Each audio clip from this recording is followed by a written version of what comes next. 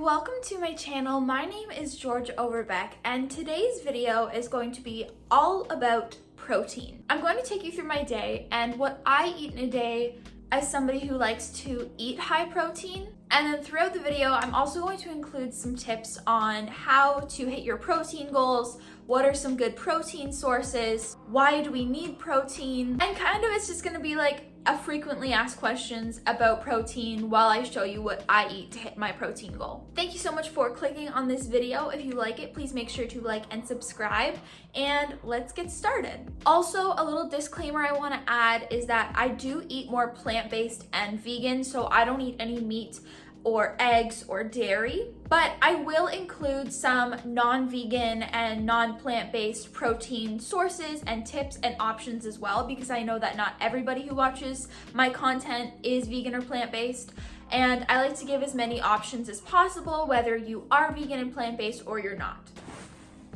All right, so start off this day of eating, I have some protein overnight oats that I made, and in this is oats, Magnum Nutraceuticals Quattro Vegan, some vanilla extract, a little bit of homemade yogurt, some milk, and frozen blueberries. I'll put the exact measurements on the screen, and this is the consistency, so it's nice and thick. So first of all, we're gonna start off with why do you even need protein? Why is it important? Why is it an essential nutrient? There are so many benefits to protein, whether you work out or not. It's important for bone health, hair, skin, and nails, and especially if you are somebody who works out, it's so important then because it's going to help repair your muscles, build more muscle if that is one of your goals. Not only with the building muscle and keeping your body healthy and things like that, it also helps you stay fuller longer, which if you have a goal of fat loss, then that's important because being fuller longer is also going to prevent you from overeating. There are so many benefits to protein. I'm gonna make a list and put it right here. The next question is, how much protein do I actually need? And you're probably gonna hear varying answers to this depending on who you ask, but an easy guideline to follow is 1 gram of protein per pound of body weight.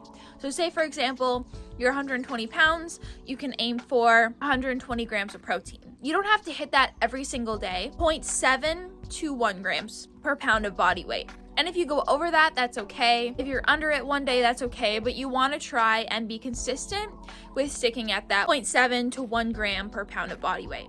All right, so now we know how much protein we need and why we need it. Let's get into how to reach our protein goal. So I'm gonna start off with some more whole food based protein sources. And then later on in the video, I'll say some more like processed protein sources that can be fun additions to add in, but you wanna stick or mainly have the whole food sources. This is for my non-vegans out there.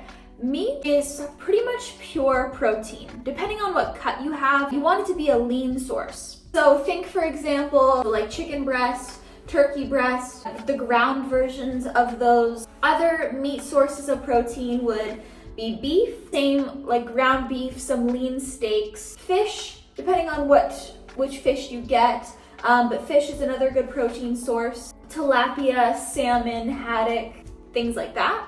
Certain cuts of pork, like you can get lean bacon, ham, depending on, again, what kind you get. Again, I'll make a list of lean sources and put it here from meat.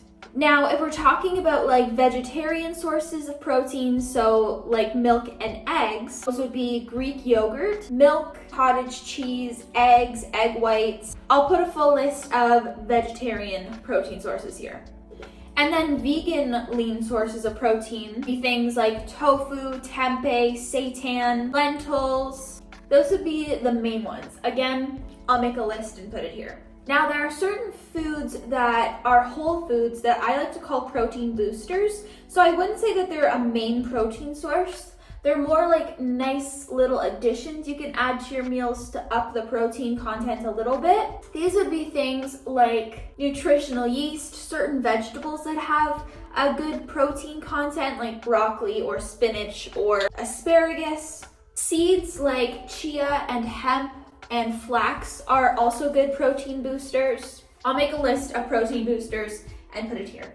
All right, it's time to make lunch, and my lunch plan for today is going to be lentils and black beans, tofu, rice, and this G. Hughes sugar-free barbecue sauce. This is the hickory flavor.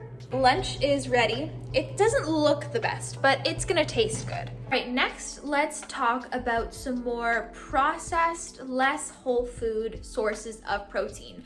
Now, as we were talking about before, I think it's better to focus on those whole food sources, have a majority of your protein come from those whole food sources, but every once in a while, it is fun to have one of these following more processed sources of protein. Those are things like protein bars, protein powder, protein chips, vegan meatless alternatives, protein cookies, any of those things that you would get at the store. Like, think of like a vitamins or a supplement store, the snack option area where there's like a bunch of protein, whatever, those.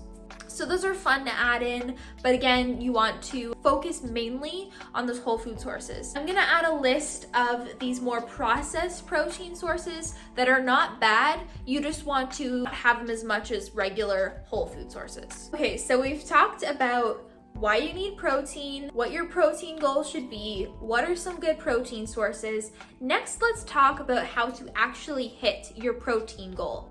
So let's say you know what your protein goal should be, you know what food sources, but how do you start implementing that? So personally for me, my goal for protein is around 100 to 130 grams per day, somewhere in that range. I aim to have at least 25 to 40 grams of protein per meal that I eat in a day. So when I'm making my meals, for example, we can start with breakfast. I'll make sure that I have a good source of protein in that.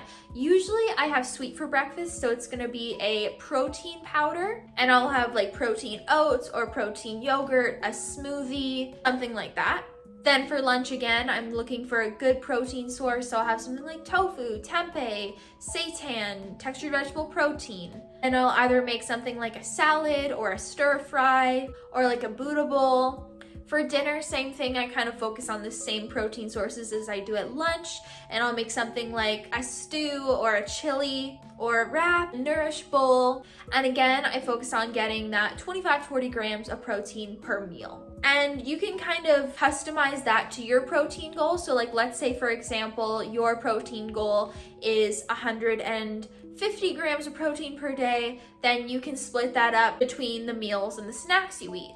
So like, say for example, if you eat 3 meals a day, then you'd want to get around 50 grams per meal. I'm gonna break down your goal into bite-sized chunks.